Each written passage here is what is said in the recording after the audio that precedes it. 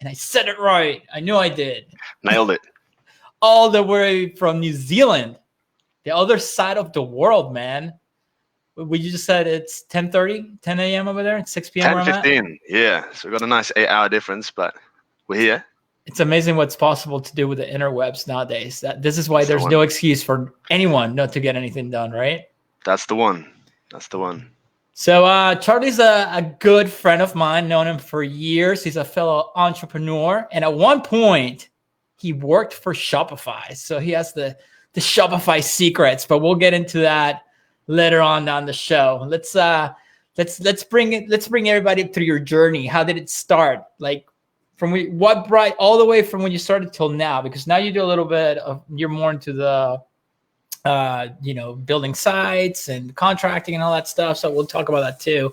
But I'm sure everybody wants to know about Shopify, but there's always a journey. So how did it start? Like what made you go this route? All right. That's a good question. I guess probably like most people listening, I'm kind of a natural born entrepreneur, inverted commas. From a young age, I wanted to make money. I wanted to sell things. With the internet. What was the first thing you sold? You remember? The first thing I sold, I remember I went on a website. I found a website called wholesale shipping or something like that, .co.uk. Oh, you're a child of the internet, man. I keep forgetting that. I'm not. Oh, yeah. I'm not. The first thing I sold, you want to know what's the first thing I sold? Lemons on the side of the road from the lemon tree from my house. Nice. And I still remember how much I charged for them. 10 bolívares, because I was in Venezuela at the time, which I don't even know what that is. What it was, it probably like, $1 or $2 or whatever at the time. That was the first thing. I sold that. I sold car washes to my neighbors.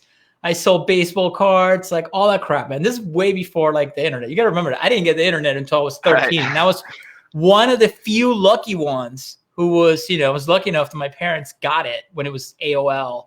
And I was 13 years old when we had like dial-up modem, and it was horrible. But yeah, man, I keep forgetting that you already had everything. So, okay, I want to, now this is more interesting because you're a kid. No, you have the whole internet. So So I found this forum, this wholesale forum, and that's, I guess, when I learned about wholesaling and opened my eyes a little bit to kind of the slightly deeper stuff around business as opposed to just buying and selling. This concept of buying things in bulk and then, selling it on with a profit margin. So I came across a thread. I did a bunch of research and I found this guy selling power extension cords. I thought, sweet, there is a good product right there. It's useful. It's cheap. It's not too competitive. So I bought a big box of power cables, extension cords, and they arrived about a month later. And I remember opening the box and being so excited and then thinking, sweet, how am I going to sell these things? So I listed some up on eBay, and lo and behold, no one bought them. And I think at that point I realized, sweet, that there's a little bit more to business than simply buying something and selling it. You've got to, know who you're selling to and where they're at, all that kind of thing. So I guess the years after that, spent as a teenager wasting my time in front of a computer on the internet. I spent most of my time just trying to make money, and I didn't do very well, but it was a big learning experience. I spent a lot of time in all kinds of money making forums and, kind of had a little attempt at. How old were you when you were doing this, when you started? Probably 12 or 13. God, you're so lucky. 12, 15. Oh, yeah. You can't even imagine, man. I had to use Prodigy, like BBS boards or whatever, and I was using Netscape to browse the web. At first, I thought AOL was the web because I didn't know any better. But I'm sure there was some type of website out there that had access to all this stuff, but it wasn't mainstream like it is, now. Yeah. So I'm sure I would have done the same thing at that age if I, because it's in your blood, man. It's in your blood. It's either in your blood or it's not. I mean, you're born with it or you're not. It's that's the way I look at it. You can try it, but if you can't put up with all the kicks in the ass, you're not going to make it because it's not fun. It's fun if you enjoy it, but if you're looking to just work and be free, that's not happening. Go get a 9 to 5 and get your check. So you moved up. So you kept selling the extension cords. What did you move up to after that? Everything and anything, from kind of digital products. At one point, I guess a bit later down the track, one of my more successful ventures was selling Spotify accounts. Like you could get a upgrade code, and there was a little. I bought some of those back in the day. Oh yeah, it's a badge of honor. But yeah, just all kinds of random stuff and just trying to make a buck. But I think I kind of realized that going from $0 to $1 on PayPal was probably 2 years' work. Going from $1 to $10 was about a year, and it was getting exponentially easier and quicker to make more and more money. And I think I noticed this pattern here, which was the more money you have, almost the more easy it is to make money. So that was probably an important key takeaway from that point. But I ended up obviously moving out from the UK to New Zealand around about age 16. Went to school here for a couple of years, back to the UK briefly, then came out here age 18, very green-faced, to live in Wellington here with my brothers. And yeah, I still knew I wanted to be an entrepreneur, and I developed these skills unknowingly of, design through Photoshop and some web stuff, WordPress and all kind of HTML, CSS, etc. But I just thought some business idea was going to come and scoop me up. So I ended up working in a hospo for a year, washing dishes. And I quite enjoyed it, to be honest. I was making some money, and it's a grind. So you stopped selling stuff, and you actually got a job washing dishes? Well, there was hustles in the background there. I sold a domain, for instance, csgolounge.com, which is now like $1 billion betting website. I snapped up that domain and sold it whilst I was washing dishes, and made 2 weeks' wages, and was pretty happy. So there was always hustles going on, but I think I was more, I was 18 years old, fresh out of school. I was on my own. I was in a new country. I was trying to figure stuff out. So just washing dishes and doing little hustles, that was my thing. I was living on like a windowsill in my brother's apartment. It was a pretty formative period in my life. But after a year, I was working in a bar, and I remember the bar was about to shut down, and I was thinking, oh, when was that business idea about to come and scoop me up? And I realized, right, nothing's going to scoop me up. I'm going to have to be the one to drive it here. Nothing's going to come find me. And so I took a napkin off the bar. We were quite quiet at the time, and I just started writing down my skills. I thought, okay, I can build websites, WordPress, etc. And just decided then and there. Sweet. Actually, you did help me with one of my sites at one point that it's still live. Actually, it's my quote unquote consultation site that I was like, you know what, I'm going to build it myself, because I've dipped on WordPress before, but I never actually built something from scratch. And I was like, I'm just going to do it.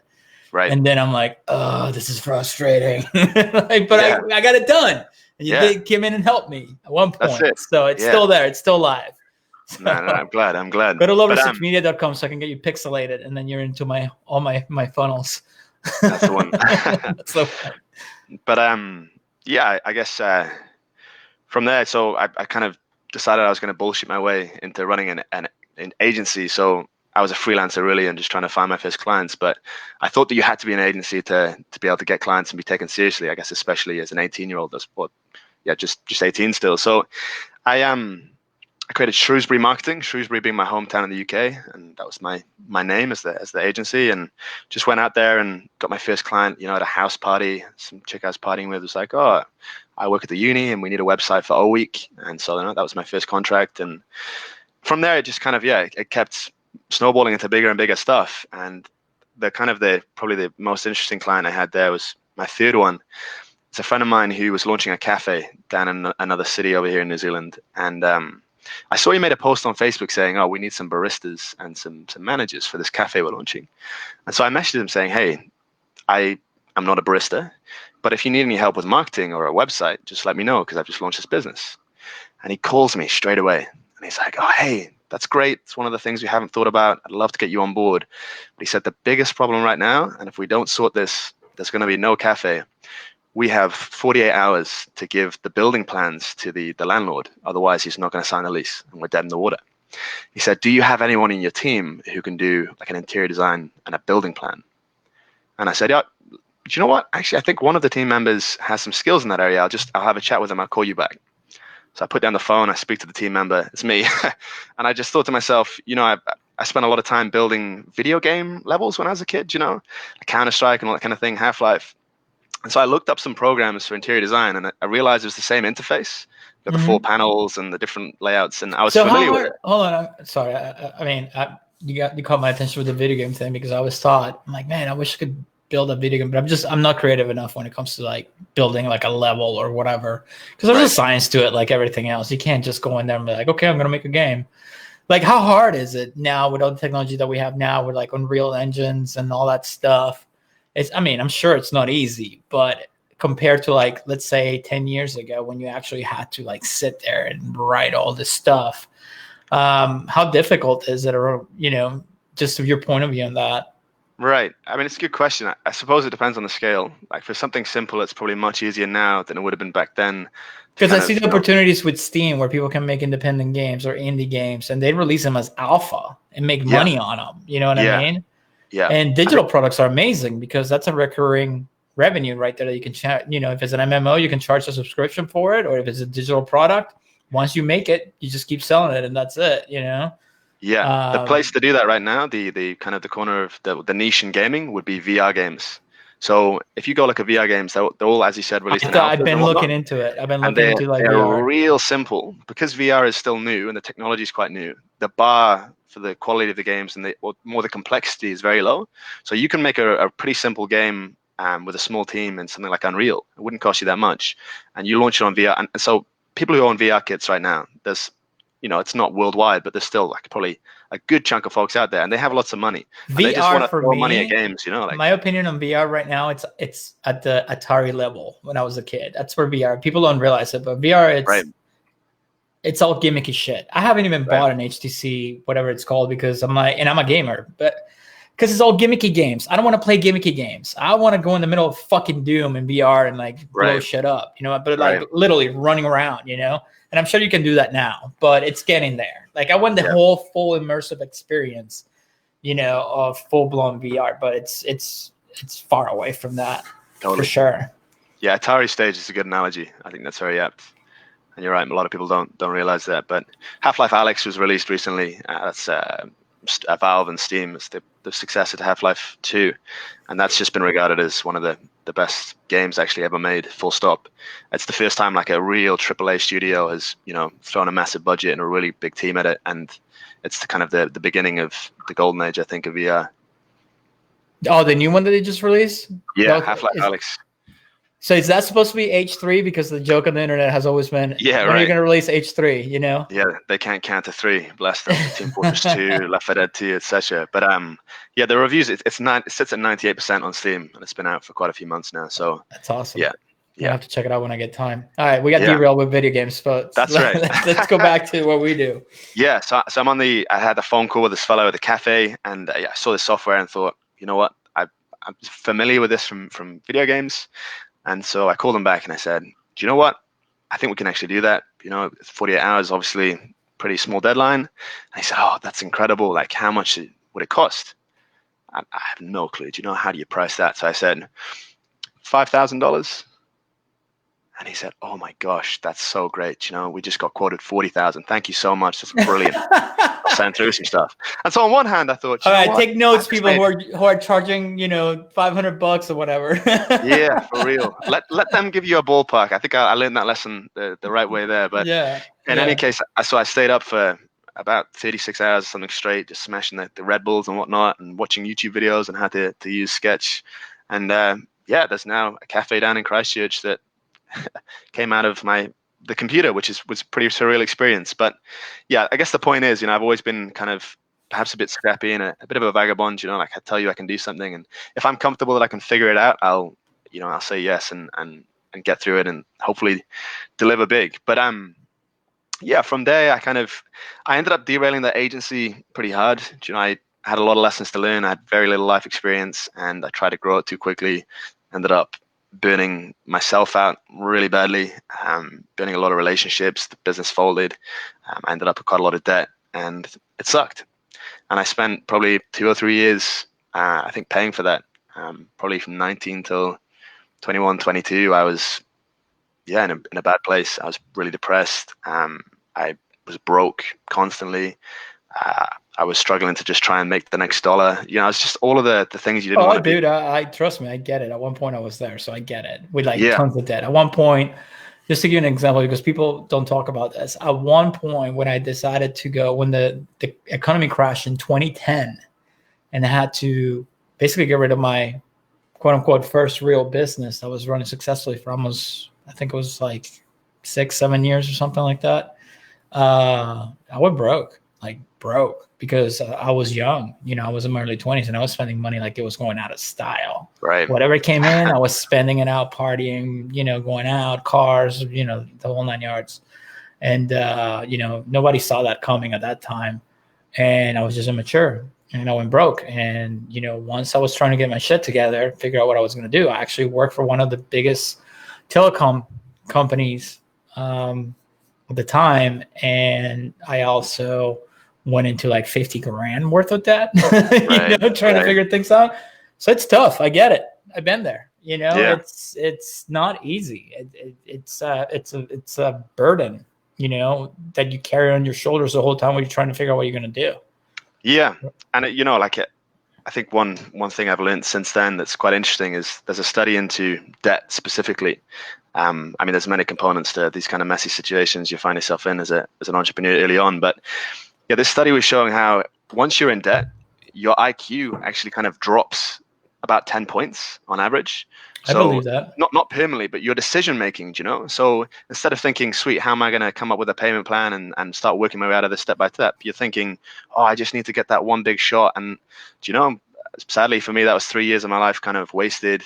And I think you touched on another note there. I was drinking a lot. Like that was kind of my coping mechanism. I just went through a pretty bad streak with drinking and yeah, I just it was a mess. But luckily, Shopify came around to New Zealand in I think the start of 2018. I didn't even know they had an office in New Zealand. I know the one it's in Canada. I had no idea they had one in New Zealand. So yeah, I'm sure everybody's dying to hear this part. So Shopify, how did that happen? Yeah, so I'm burnt out and I'm a bit of a mess and I'm trying to figure out what to do next. And I've been doing kind of freelancing here and there, but was really pretty dysfunctional. And an ad popped up on my Facebook feed saying Shopify is hiring in New Zealand. I thought, hang on, this isn't the case. And I looked into it, it's legit. So they were opening up a kind of a support wing in New Zealand so they can have around the world coverage. So if you call in at any time, someone's going to answer. Right. So I saw it and, I'd just come actually out of the Shopify partner program they were doing at the time. So I was kind of like a certified Shopify partner and I had some connections. Like one of the Shopify team was coming to New Zealand and I'd emailed them saying, hey, let me show you around. Like if you're in Wellington, I'd love to introduce you to a bunch of people. So I've always had quite a good network. And yeah, so I had, I'd met some of the bigger wigs, I had relationships. I was a plus certified person. So yeah, I applied and found it quite easy, obviously having built stores and that kind of thing, to just breeze through the application process and landed a job as a Shopify guru with the first cohort over here. It was pretty surreal. Like Shopify was a company that I loved working with, and So Shopify, obviously it's not as big as like a Google or Facebook, right? Well, now I don't know about now. Well, they're pretty big now, but at the time, what was it like? Is it like everything you dream of? You walk in there, they're giving you free food, free everything, and then is it a fun type of environment? Like, how is it working for Shopify? Because everybody who's watching this loves Shopify to sell their stuff. Yeah. Or either that or ClickFunnels, which seems like a fun place to work at, with Russell. So what was it like? Right. So I guess I can go into some detail. Like with that application process, so you do a thing, first of all, you apply, they check your CV and whatnot, and then if you get through that first stage, you have a thing called the gauntlet, where you get on the phone with an employee at Shopify, not like a recruiter, but like an actual employee, and they just run you through a bunch of questions. I think trying to figure out what kind of person you are and if you'd be a kind of a general good fit with their principles, and then you have to do like a role-playing exercise where you're on a live chat with them. And they're pretending they're a customer, and you have to like guide them through something. So I was helping someone, set up something on their store, and they're just testing, I guess, your platform knowledge at that point and how quick you are with, being able to respond and all that kind of thing. And then you kind of wait, and you get a yes or no, and from there it's kind of a matter of waiting. So as a remote company, especially with the support end, they send you like a laptop and all the equipment you need, which is pretty exciting. And then you kind of have to go through a 3-month. Did I get that right? 3-month training period. So it's pretty intense, and that's it. Like for us, it was in person. I think nowadays it's remote, but so we had Shopify trainers, in person in the classroom environment, learning and all that kind of thing. And there's a whole breadth of internal tools and whatnot you have to get used to. But yeah, it's a really good training process. I felt pretty comfortable with everything, but there was folks on there who had barely used Shopify before. But by the end of it, were in a position where they could really help and be super effective. So I guess they're hiring, high performing people as opposed to, Shopify geniuses. But I think, with Shopify, the way of looking at it like this, like you have Shopify core, I'd call it, which is, like the developers, the marketing, the branding, the business people, etc. And then that's this big, glorious, beautiful company, which I looked up to, still look up to, think is amazing. Toby Lutker, I think he's one of my heroes. He's an incredible man from so many different ways. But Shopify support is a little satellite almost organization moving around it, and it's quite removed, I think, from, it's removed from a lot of what you would look at Shopify and think, oh, it'd be an amazing company to work at, because it's not, you're not some bigwig developer or something where they're giving you, all these amazing like free food and chefs and all this. So it's like a call center type of environment. The only difference is like you're not on the phone, I guess. Do Shopify? I don't even know Shopify. You are on the phone. Yeah. Yeah, that's right. I always use the chat, so I don't. Right. So you cycle between the three channels. So you're doing either chats, calls, or emails. But I think maybe that's a good way of putting it. As you said, it is kind of like a call center environment. But I would clarify that and say it's like the best possible call center company you could work at. So a lot of people. So they were awesome to work at, or if somebody's thinking about going to work for Shopify, it's like totally go do it. Yeah, and I clarify it with this way, like. Obviously, I think we've identified that, you and I are pretty similar in this regard, quite entrepreneurial by nature. And I've been doing that since the get. Someone like me, and I don't want to sound this in a wanky way, like I'm not super special or intelligent or anything like that. But with my desire to be an entrepreneur, working in a call center company, even though it was an amazing one, that's not what, like, I wasn't performing necessarily super well. Like I was questioning things. I was trying to do things my own way. Like, I'm not a good employee. And so, I mean, Shopify, amazing company to work at. Shopify support as well. Great company culture. Really enjoyed it. But maybe if you're an entrepreneur. Yeah, many people don't take this into consideration. When I work for a huge top 50 Fortune company, it's what showed me. I always had my own business before that. And it was just a temporary thing until I got my shit together, figure out what I wanted to do. Right. And while I was working on the digital marketing side of things, I mean, this is over a decade ago. I think about it, but it's what gave me structure, because before that, I just did things always my way. Yeah. You know what I mean? But when you're in an environment like that, I hated it sometimes, not all the time, but sometimes, because there's so much red tape. But it's what gave me a lot of the structure of how I get things done now. And I understand why big companies like that do that and why they do it. And it's because of that structure, they're able to run smoothly. You know what I mean? You can't just so it makes sense. So I tell people all the time, like, if you're not, if you're young and you're a quote unquote entrepreneur or whatever, like, listen, if you're one of the few lucky ones that all of a sudden makes $3 million with a store, or like comes up with a crazy app, more power to you. But if you're just a normal kid growing up and you're listening to this, go get a job, even if it's just 1 month. Just 1 month, just so you can see what it's like to work for a huge corporation. Yeah, and that kind of wisdom is why I took the job. Like I heard that from people such as yourself, and I realized, all right, so I don't see myself as someone necessarily working for other people that much. I'm just not suited to it. I'm not good at it. But what I have here is an opportunity to work for a highly successful company, like one of the most effective big companies out there, and also progressive, like they do things in a really cool modern way. Right. And I could learn so much. They changed the world in a way, man. They've changed the world. They really have. Yeah. So that was it. That was like the immediate value.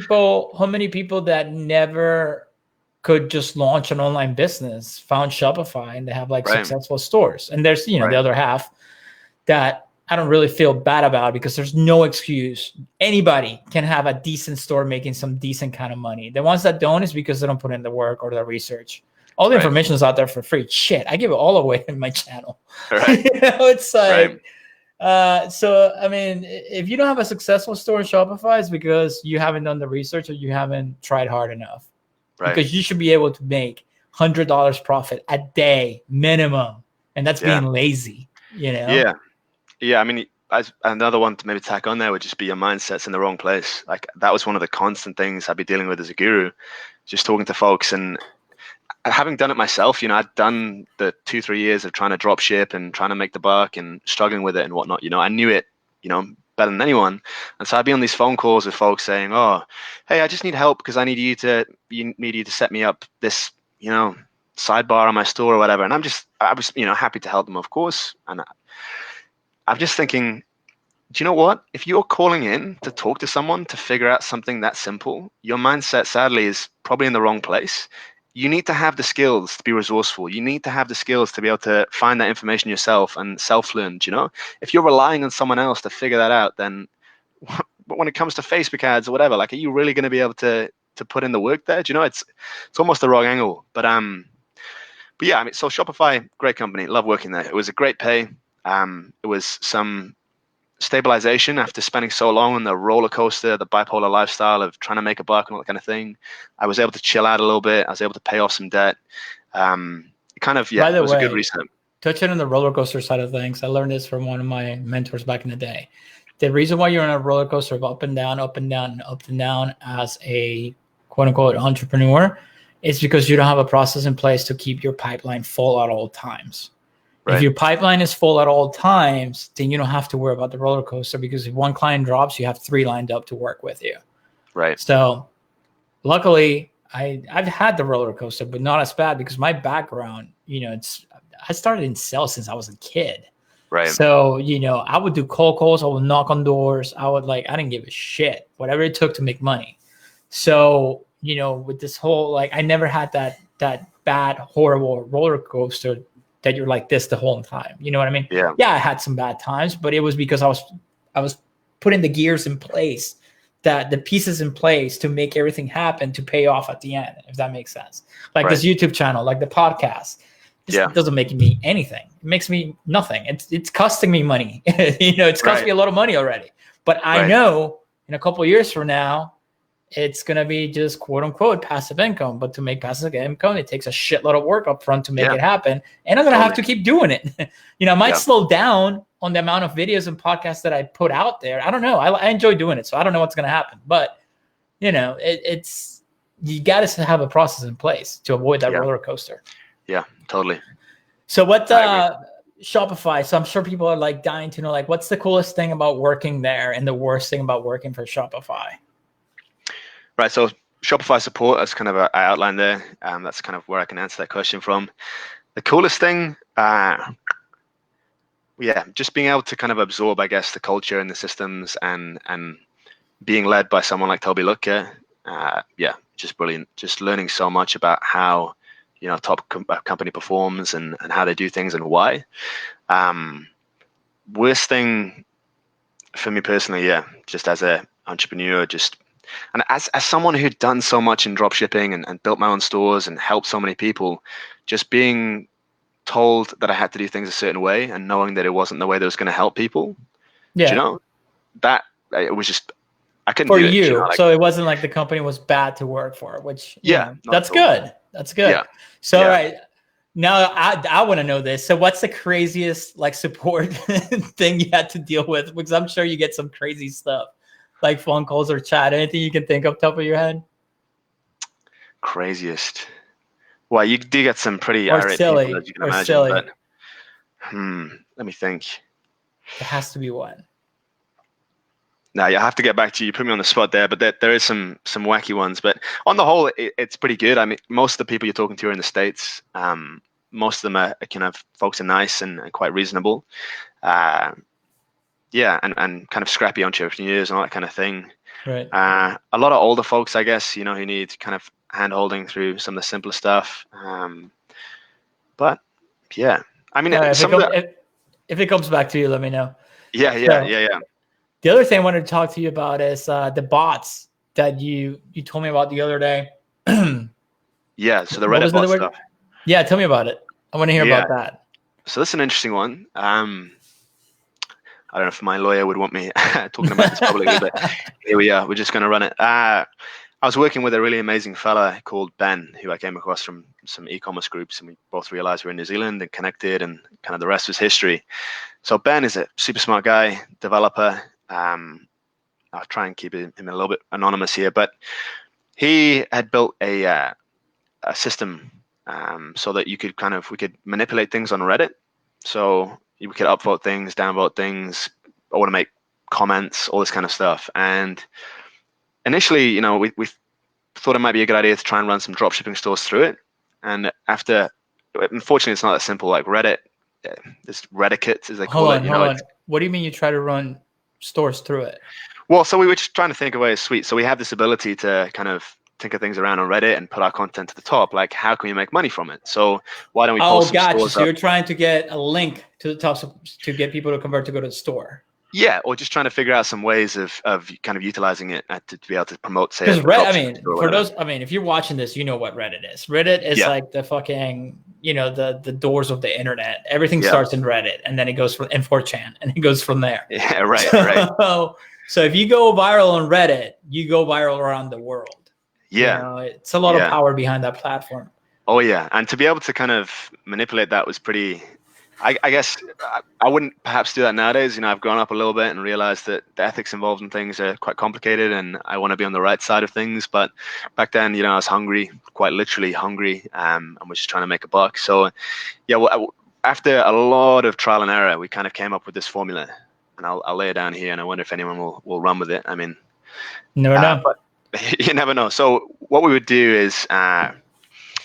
We'd post up, say, a question in a subreddit, like the frugal subreddit, where people talk about saving money and all that kind of thing. Mm-hmm.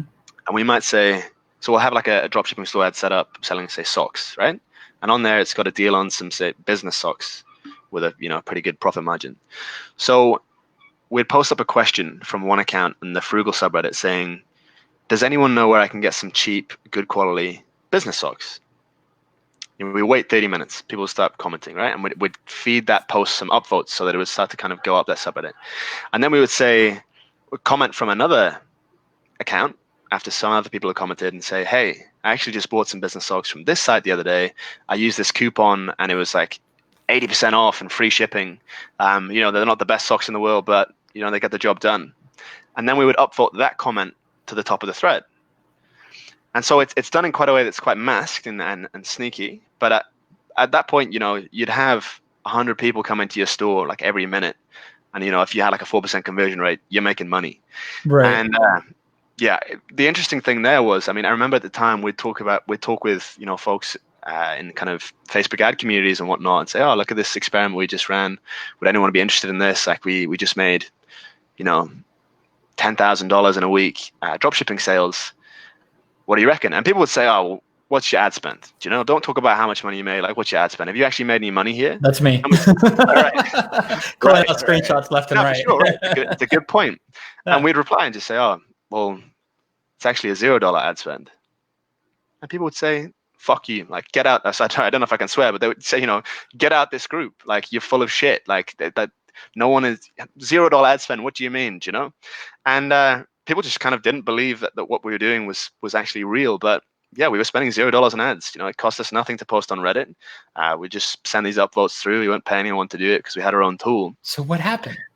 I mean, it got pretty big. Do you know, like I think up to the point where in one night about $40,000 in revenue.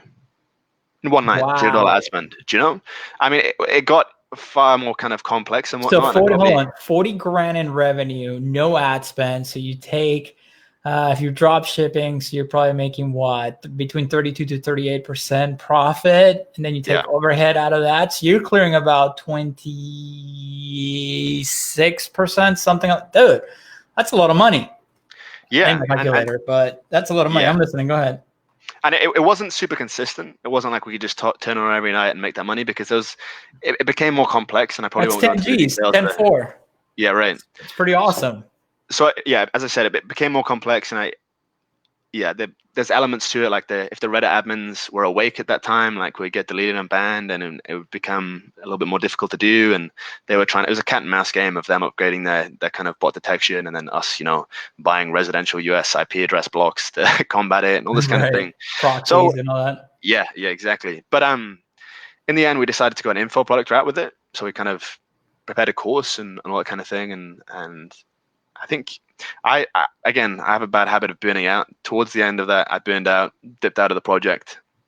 Ben launched it, and I think did like 6 figures and like 2 weeks of selling the info product. So made really good money off of that. But our biggest enemy became PayPal, because PayPal started locking down all the funds and all that kind of shit. But then a funny story there. So at one point, PayPal had locked down some funds, something like, I think, $80,000. Hey, if you haven't had PayPal lock down your money, you haven't made it yet. That's it. That's it.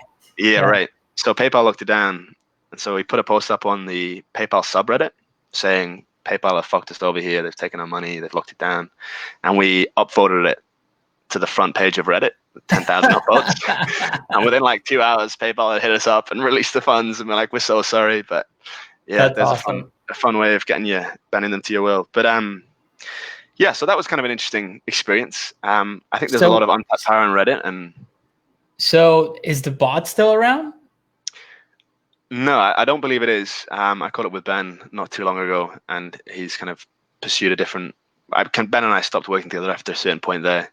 I kept letting him down by not kind of being consistent enough, and I was going through a lot of stuff. And yeah, so he continued on and moved on to some kind of more legitimate, I guess, business, and he's doing really well. Happy for him. He's a great guy. But I mean, there's still plenty of people out there. You can still like buy access to bots and pay for uploads and that kind of thing.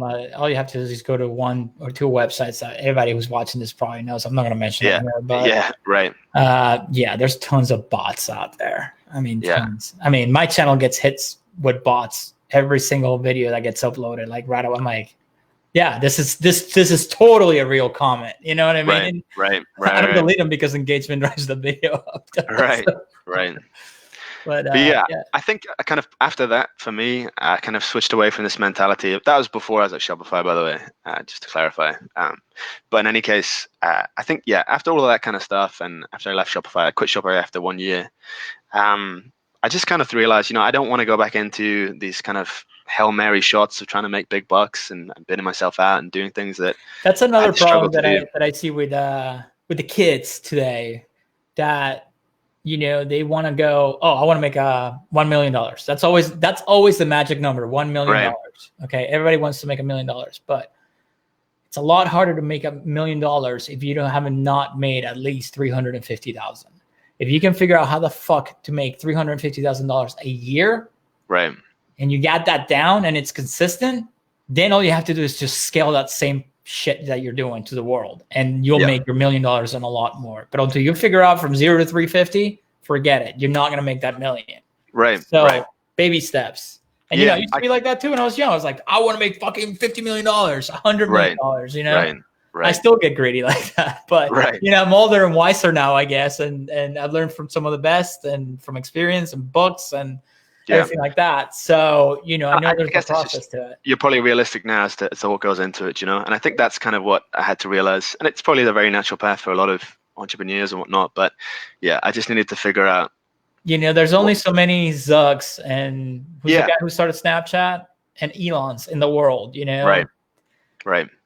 They're on another level, man. They're gifted in another level. Like I used to be like, oh my God, Zuck, he came up with the dumbest fucking idea. And then when I actually got the whole story, like the real story, not the stupid movie, but the actual story, how Facebook got started. Like there's books out there where they tell it, like from insiders that were there, that they're part of the first 10 or 100 or whatever it was from Facebook when it was made.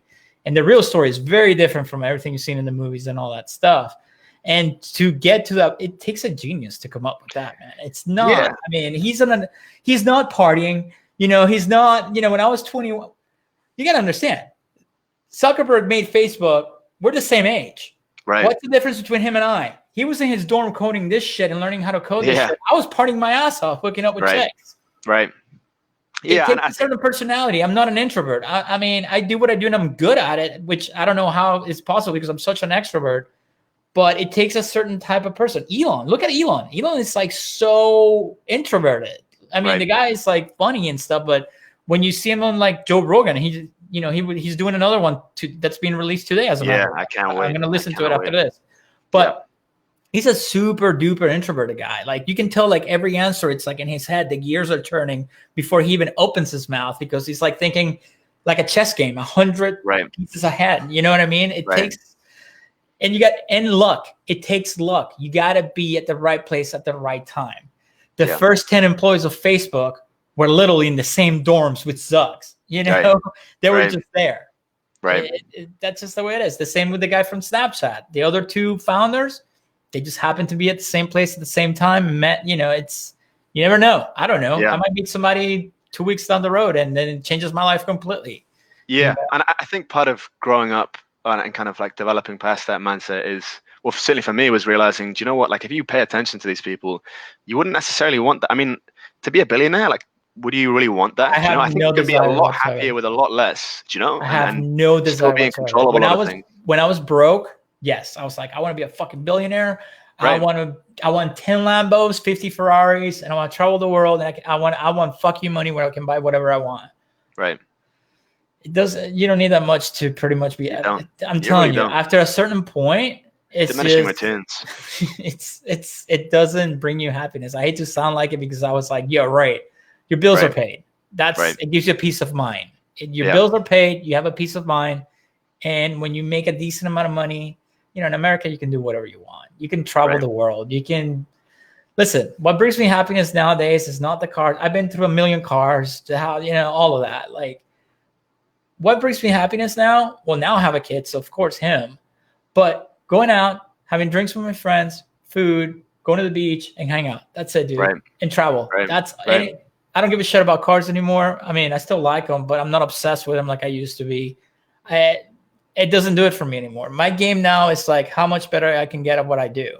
And that's why I started the YouTube channel, all that stuff. Like, because that whole, I guess what did it too, let me explain it to people that don't know. So when I went back to Fort Lauderdale from Texas, I lived in Texas for 10 years. Fort Lauderdale, where I was at Las Olas, I moved because of the kid, but Las Olas, downtown Las Olas, it's one of the wealthiest zip codes in the world. They call it the Venice of America. Like fucking Steven Spielberg has a fighter jet yacht. Like this, literally, it's bigger than I don't even know the names in English. Those big boats that carry all the fighter jets. What is it called? Carrier, Air Force carrier. Yeah. It's bigger than a freaking Air Force carrier, just literally parked in the middle of Fort Lauderdale. Like when you're around all this wealth and like literally in your building, there's Lambos, Ferraris. Like go to Google right now and type in Christian Lovrecich cars, South Florida. And that's when I first moved back and somebody took all my pictures and put them in a Reddit post that went viral. And you see all the cars that I saw literally on a daily basis. Like you see Ferraris, Lamborghinis, Rolls Royce, Bentley. I mean, yachts like they're going out of style. These houses are like what you see on TV. When they show Miami, it's not really Miami. It's Start Island and Fort Lauderdale and like West Palm Beach. And once you're around it, like literally daily, like I was for 10 years after it's like seeing a normal car. It doesn't even fucking face you anymore. And then you meet some of these people and they're so miserable. Right. They're so miserable because nothing excites them anymore. They have everything they can materialistic wise and nothing brings them excitement anymore. So I'm telling you, man, if you're broke, if you're still trying to make it, or if you're just making a certain level, as long as your bills are paid, that's what brings you happiness. Once you know that your bills are always paid and you have money to buy other things, that's it, man. There's nothing after that. Yeah, you can buy the cards and all that stuff, but it's like anything else. Once you get it, it wears off after a while. Yeah, I've had literally, what is it called? Hedge fund managers that I met when I lived in Fort Lauderdale for New York and, up north. And they're like, yeah, man, after a certain point, it's like anything else. When you were a kid and you got your first car and you were so fucking pumped about it. That's how I was when I bought my first supercar. And the shit and after 6 months, it just sits. You're like, okay, here's my car. Right. Yeah, is it nice? Of course it's nice. But, when you're broke, you don't think like that. But, I get it. So get your bills paid. That's basically the message. Once you do that, that's goal number one. I really think that's goal number one. Yeah, I'm an entrepreneur. I pay my bills each week. That'd be, that's the clout right there. So what are you doing right now? What are you doing? I know what you're doing now, but for everybody listening, what are you doing now that you've gone through this whole journey of crazy stuff between Shopify, Reddit bots, and all these like other businesses? Where are we at now? Where are we at today? Where are we at? So I actually have this amazing course I just launched. It's the Shopify Guru. Nah, I'm kidding. Just playing. So I kind of realized that, I don't want to try and become a billionaire overnight or some shit like that, or I just want to be happy in the process, make a good chunk of money at some point, but realistic and kind of focus more on building something out long term, like I guess you're saying with this podcast and that kind of thing, I realized that's how the real world works. So what I've been doing, I've been freelancing, kind of contracting, building Shopify stores. Like, from my experience, kind of launching my own stores, designing them, building them, all that kind of thing. I've got a good set of skills, and obviously, having worked at Shopify, people are quite willing to work with you. So, yeah, I've got like a great client at the moment on retainer that I'm doing a bunch of work for, building out Shopify stores for their clients. They're a software company, and then outside of that, I'm actually launching a show, a Twitch call-in show.